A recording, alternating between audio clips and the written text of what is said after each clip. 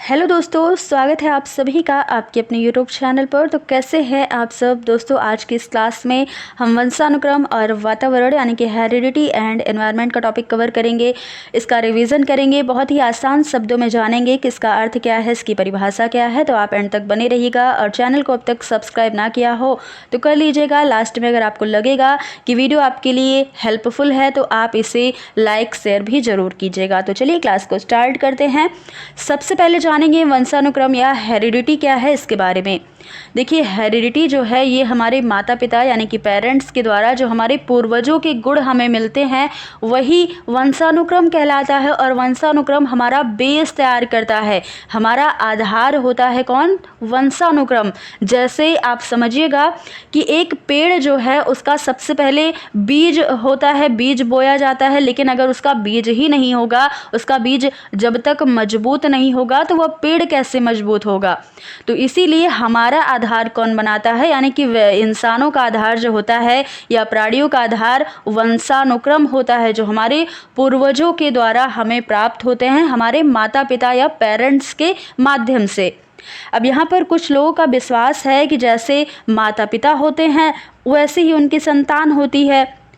इसका तात्पर्य क्या है? इसका मतलब यह है कि जैसे हम गोरे होंगे कि काले होंगे, या हम नाटे होंगे, लंबे होंगे, ये सारे गुण हमारे माता पिता से मिलता जुलता होता है। अगर हमारे माता पिता कैसे हैं, लंबे हैं या गोरे हैं, तो उनकी संतान भी जैसे हम भी लंबे होंगे या गोरे होंगे। तो इस प्रकार के जो गुण हैं वह हमारे माता पिता से हमारे पूर्वजों के गुण भी मिलते हैं, लेकिन यह जरूरी नहीं है कि ये गुण हमारे माता पिता के ही हों।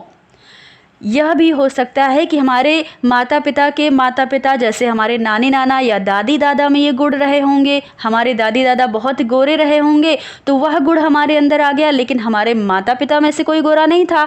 तो ऐसा नहीं है कि सिर्फ माता पिता के ही गुण हमारे अंदर आएंगे, हमारे पूर्वजों के गुण भी आ सकते हैं। हो सकता है कि हमारे दादा दादी के पूर्वज जो है उनमें से कोई बहुत गुस्सैल टाइप का रहा होगा, तो अब हमारे माता पिता में या दादी दादा में वो गुण नहीं आया, अब हमारे अंदर वैसा गुण आ गया कि हम बहुत गुस्सैल टाइप के हैं। तो ऐसा गुण हमारे पूर्वजों से प्राप्त हो जाता है, यह जरूरी नहीं है कि हर पीढ़ी में वह जाएगा ही।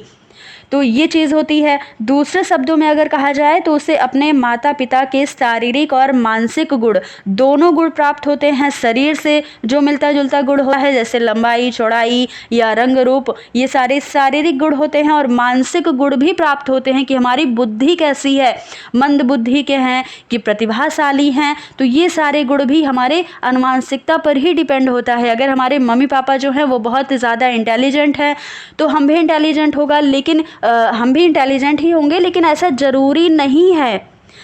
ऐसा भी हो सकता है कि जो माता पिता बुद्धिमान हैं उनके बालक मूर्ख होंगे, और मूर्ख माता पिता के बालक क्या हैं? विद्वान होंगे। तो क्यों विद्वान होंगे? क्योंकि ज़रूरी नहीं कि माता पिता के ही गुण हों, पूर्वज के भी गुण हो सकते हैं। तो पूर्वज अगर बुद्धिमान होगा तो माता पिता मूर्ख भी होंगे, तो हमें पूर्वज के गुण मिल रहे हैं तो हम बुद्धिमान हो गए। तो इसका कारण यह है कि बालक को न केवल अपने माता पिता से वरन उनके पहले के पूर्वज से उन्हें शारीरिक और मानसिक गुण प्राप्त होते हैं। और यह गुण जो हैं जो हमें प्राप्त होते हैं, यह ज़रूरी नहीं है कि हर बार मतलब अच्छे गुण ही प्राप्त होंगे, कुछ गलत प्रकार के गुण भी प्राप्त हो सकते हैं। तो ये सारे गुण जो हैं ये हमें पूर्वजों के गुण मिलते हैं अपने माता पिता के माध्यम से। इसी को हम वंशानुक्रम कहते हैं, वंश परंपरा भी कह सकते हैं, पैतृकता भी कह सकते हैं, अनुवांशिकता। तो इन सारे नामों से हम हेरिडिटी को जानते हैं। तो यही हमारा हेरिडिटी होता है, जो हमारे पूर्वजों से गुण हमारे अंदर आता है, वही क्या है? वंशानुक्रम है। अब आगे परिभाषा को देखिएगा। उडवर्थ के अनुसार कहा गया है कि वंशानुक्रम में वे सभी बातें आ जाती हैं, वे सभी बातें इन्वॉल्व हैं जो जीवन का आरंभ करते समय, जन्म के समय नहीं, बस गर्भाधान के समय, जन्म से लगभग 9 महीने पहले ही व्यक्तित्व में उपस्थित थी। यहाँ पर एक और बात आती है कि अब आज के ज़माने में लोग कहते हैं कि हाँ, अगर गोरा बच्चा पैदा करना है तो आप नारियल का पानी पिला दीजिए तो बच्चा गोरा हो जाएगा, जबकि कि वह लेडी जो है वो प्रेग्नेंट है 2-4 महीने से। तो ऐसा नहीं होता है कि अब अगर आप उसे कोई पानी दे देंगे या कोई दूध दे देंगे तो वह गोरा बच्चा पैदा होगा, ऐसा बिल्कुल भी नहीं है। जब हमारा ये डिसाइड होता है कि बच्चे पैदा होने का जब डिसीजन होता है, तभी से वो गुण उनके अंदर आ जाते हैं, वो पता चल जाता है, तभी से ये डिसाइड हो जाता है कि बच्चे गोरे होंगे, काले होंगे, नाटे होंगे, लंबे होंगे, या लड़की या लड़का होगा। तो ये सारी चीज़ें शुरुआत में ही डिसाइड हो जाती हैं, बाद में इनमें कोई चेंजेस नहीं होता है। तो ये सारी जो अफवाहें आप लोग सुनते हैं, इनका विरोध भी किया करिए, बिल्कुल भी गलत होती हैं। अगली परिभाषा है रूथ बेनेडिक्ट के अनुसार कि वंशानुक्रम माता पिता से संतान को प्राप्त होने वाले गुणों का नाम होता है। ये परिभाषा बीएन झा ने कहा है कि वंशानुक्रम व्यक्ति की जन्मजात विशेषताओं का पूर्ण योग है। जेम्स ट्रेवर ने कहा कि माता पिता की शारीरिक और मानसिक विशेषताओं का संतानों में हस्तांतरण होना क्या है, वंशानुक्रम है। तो ये परिभाषा आपने देख ली है, वंशानुक्रम का अर्थ देख लिया है। आई होप आपको इसका अर्थ बहुत अच्छे से क्लियर हो चुका होगा। अब आगे देखिएगा वातावरण क्या है, एनवायरनमेंट जिसे हम कहते हैं। तो एनवायरनमेंट का अर्थ भी जान लीजिए, जो कि वंशानुक्रम से संबंधित होता है। वातावरण के लिए एक शब्द प्रयोग होता है पर्यावरण। अब पर्यावरण जो है ये 2 शब्दों से मिलकर बना होता है परिधन आवरण। परि का अर्थ होता है चारों तरफ और आवरण का अर्थ होता है ढकने वाला या घेरे हुए। तो इस प्रकार पर्यावरण या वातावरण वह वस्तु हो जाती है जो चारों ओर से हमें ढके या फिर घेरे हुए है। एक बात समझिएगा, जैसे मैंने आपको बताया कि अगर कोई पौधा है, उसका बीज अगर स्ट्रांग नहीं होगा तो वो पौधा कैसे बड़ा होगा, वह मजबूत कैसे रहेगा। उसी प्रकार से उसको वातावरण की भी ज़रूरत होगी। ये ऐसा भी तो नहीं हो सकता कि सिर्फ उसका बेस मजबूत है, उसका बीज अच्छा था तो पेड़ तो बड़ा हो गया, लेकिन उसको कभी पानी ही ना दो, कभी उसको धूप ही ना लगे तो वह जीवित रहेगा। ऐसा भी नहीं हो, उसे वातावरण की भी ज़रूरत है। तो उसी प्रकार से हमें भी पर्यावरण की ज़रूरत होती है। या ज़रूरी नहीं है कि हमें सिर्फ आनुवंशिकता मिल जाए उसी से हम मजबूत हो जाएंगे, ऐसा नहीं है। हमारा बेस जो है ये आनुवंशिकता है, हेरिडिटी है, लेकिन हमारा बेस आनुवंशिकता है, पर जो हमारा आकार होता है वह वातावरण देता है हमें। हम मजबूत कम होंगे जब हम वातावरण में रहेंगे, समाज के साथ मिलजुल कर रहेंगे, तो हमें और भी चीज़ें पता चलेंगी, हमारी अंदर की जो शक्तियां हैं वह तेज होंगी। तो इससे क्या है कि वातावरण और वंशानुक्रम एक दूसरे से संबंधित है। इन दोनों की मतलब पूरा सहयोग होता है इंसानों में। वातावरण भी जरूरी है और वंशानुक्रम भी जरूरी है। तो हम कह सकते हैं कि व्यक्ति के चारों ओर जो कुछ भी है वह उसका क्या है, वातावरण है। इसमें वे सभी तत्व शामिल किए जा सकते हैं जो व्यक्ति के जीवन और उसके व्यवहार को प्रभावित करते हैं। तो ये था वातावरण का अर्थ। आगे देखिएगा इसकी परिभाषा।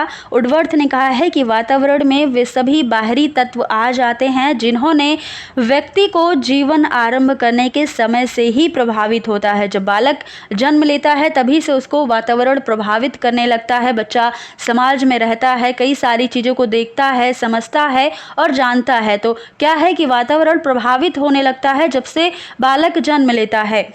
अगली परिभाषा रॉस के अनुसार है कि वातावरण वह बाहरी शक्ति है जो हमें पूर्ण रूप से प्रभावित करती है। एनास्टसी ने कहा कि वातावरण वह हर वस्तु है जो व्यक्ति के पितृको यानी कि जो जीन्स है उसके अतिरिक्त प्रत्येक वस्तु को प्रभावित करती है। यानी कि वातावरण हमारे आनुवंशिकता को प्रभावित नहीं करती है, उसके अलावा हर चीज़ को प्रभावित करती है। अगली परिभाषा बोरिंग, लैंगफील्ड व विल्ड के अनुसार है कि प्रत्येको यानी कि जीन्स के अलावा व्यक्ति को प्रभावित करने वाली प्रत्येक वस्तु क्या है, वातावरण है। तो इनकी परिभाषा भी एनास्टसी से बिल्कुल मिलती जुलती है। अगली परिभाषा डगलस व हॉलैंड के अनुसार है कि वातावरण शब्द का प्रयोग उन सब बाह्य शक्तियों, प्रभावों और दशाओं का सामूहिक रूप से वर्णन करने के लिए किया जाता है जो जीवित प्राणियों के जीवन, स्वभाव, व्यवहार, बुद्धि का विकास और परिपक्वता पर पर प्रभाव डालते हैं। तो ये सारी परिभाषा थी जो वातावरण के से संबंधित थे, तो आपको ये सारी चीज़ें ध्यान में रखनी है। अब देखिएगा कि शिक्षा में वंशानुक्रम और पर्यावरण का महत्व क्या है। शिक्षा जो है ये बालक के विकास का एक महत्वपूर्ण साधन है और बालक का विकास दो महत्वपूर्ण कारक पर निर्भर करता है। पहला तो वंशानुक्रम है और दूसरा क्या है, पर्यावरण या वातावरण है। तो अब शिक्षा में वंशानुक्रम और पर्यावरण का महत्व स्वतः स्पष्ट हो जाता है कि शिक्षा मनोविज्ञान के क्षेत्र में एक विवादास्पद यहाँ पर प्रश्न भी है कि बालक की शिक्षा में वंशानुक्रम का महत्व ज़्यादा है या वातावरण का महत्व ज़्यादा है। तो यहाँ पर हम दोनों का महत्व जो है ये उसको अलग नहीं कर सकते या 50-50 भी नहीं कह सकते। ऐसा डिसाइड नहीं हुआ है कि 50% वंशानुक्रम है या 50% वातावरण है, तो ऐसा नहीं कह सकते। दोनों का गुणनफल जो है यह ऐसा कहा जाता है कि वंशानुक्रम और वातावरण इन दोनों का हमारे जीवन में गुणनफल है। तो ये चीज़ हो जाती है। आगे देखिएगा कि शिक्षक वंशानुक्रम और वातावरण के ज्ञान से लाभान्वित होकर शिक्षार्थी का निम्न रूप से सर्वांगीण विकास में सहायता कैसे करता है। तो पहला है, बालकों में वंशानुक्रम के कारण व्यक्तिक भिन्नताएं, जिसे हम इंडिविजुअल डिफरेंस कहते हैं, तो ये चीज़ें पाई जाती हैं वंशानुक्रम के कारण, क्योंकि हर किसी के पूर्वज एक तो है नहीं, सबके पूर्वज अलग अलग हैं, सबके माता पिता भी अलग अलग हैं।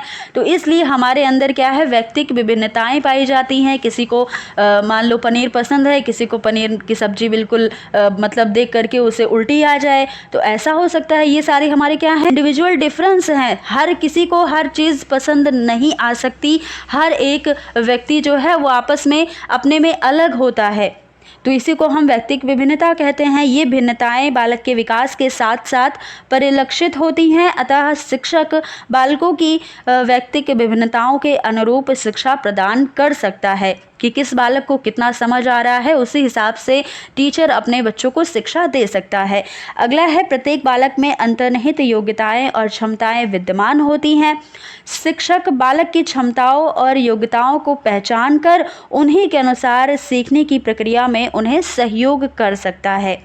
बालक को अपने वंशानुक्रम से वांछित व अवांछित दोनों प्रकार की प्रवृत्तियां प्राप्त होती हैं। हो सकता है कुछ बच्चों को अच्छे गुण अपने वंशानुक्रम से प्राप्त हों, कुछ बच्चे को अच्छे गुण ना प्राप्त हों, तो ऐसा भी हो सकता है। तो लेकिन शिक्षक को क्या करना है कि उनकी वांछित प्रवृत्तियों के विकास में सहयोग देकर उनके अवांछित प्रवृत्तियों में शोधन करने में सहयोग प्रदान करके बालक का समुचित विकास कर सकता है। अगला है, वंशानुक्रम का समुचित रूप से अध्ययन करने पर यह ज्ञात हो जाता है कि बालक कभी कभी अपने माता पिता से अलग भी हो सकता है। यह जरूरी नहीं है कि बच्चे के माता पिता बुद्धिमान है तो बच्चा भी बुद्धिमान होगा, तो बच्चा अलग हो सकता है। अतः अध्यापक को चाहिए कि वंशानुक्रम के इस तथ्य को समझकर बालकों के साथ अच्छा व्यवहार कर सके। अगला है कि वंशानुक्रम का विस्तृत ज्ञान प्राप्त कर शिक्षक बालक के शारीरिक विकास में अपना महत्वपूर्ण योगदान दे सकता है और स्वस्थ मस्तिष्क के लिए यह आवश्यक होता है। अगला है, वंशानुक्रम के कारण छात्रों में अधिगम संबंधी योग्यता में भी अंतर होता है। कुछ बच्चे देर से समझते हैं, कुछ बच्चे बहुत ही जल्दी समझ जाते हैं, या फिर आप कह सकते हैं कि कुछ बच्चे मंदबुद्धि होते हैं, कुछ बच्चे प्रतिभाशाली होते हैं। तो ये जो चीज़ें हैं ये हमारे वंशानुक्रम से हमें प्राप्त होती हैं। तो शिक्षक को चाहिए कि वह छात्रों की अधिगम संबंधी योग्यता को जानकर उनके अनुसार शिक्षा की व्यवस्था करे। तो ये सारी चीज़ें जो हैं ये हमें प्रभावित करती हैं और टीचर को जो चीज़ें हैं इन्हें समझकर बालकों को शिक्षा देनी चाहिए। तो दोस्तों आज का हमारा टॉपिक ये था जो आपने देखा है। आई होप आपको ये चीज़ें क्लियर हुई होंगी। अगर आपको ये समझ आया तो आप कमेंट बॉक्स में ज़रूर बताइएगा, वीडियो को लाइक शेयर करिएगा, और अगर कोई डाउट होता है तो डाउट भी आप ज़रूर पूछिएगा। तो दोस्तों फिर मिलेंगे अगली क्लास में कुछ नए टॉपिक के साथ। तब तक के लिए धन्यवाद।